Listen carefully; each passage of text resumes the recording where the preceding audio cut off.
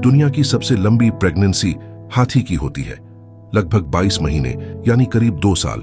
लेकिन नेचर ने इसे इतना लंबा समय क्यों दिया? जब इंसान सिर्फ 9 महीने में जन्म ले सकता है तो हाथी को 2 साल क्यों लगते हैं?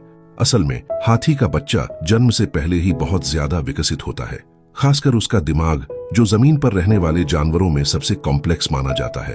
उसे चलना, पहचानना और अपने झुंड के साथ रहना, ये सब स्किल्स जन्म से पहले ही डेवलप होने लगती हैं। लेकिन ये सब होता कैसे है? माँ के पेट में बच्चे का दिमाग लगातार सिग्नल्स और स्टिमुलाई रिसीव करता है। उसकी नर्वस सिस्टम धीरे धीरे पूरी तरह एक्टिवेट होती है। वो अपनी सूंड को हिलाना सीखता है, शरीर को बैलेंस करना सीखता है और माँ की हार्ट बीट और मूवमेंट को महसूस करके बाहर की दुनिया के लिए तैयार होता है।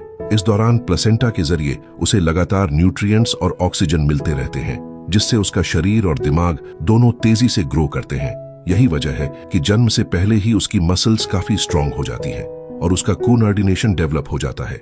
जब हाथी का बच्चा पैदा होता है तो उसका वजन लगभग 90 से 120 किलो होता है और सबसे हैरानी की बात, वो कुछ ही घंटों में खड़ा होकर चलना शुरू कर देता है, क्योंकि जंगल में सरवाइव करने के लिए उसे तुरंत तैयार होना पड़ता है।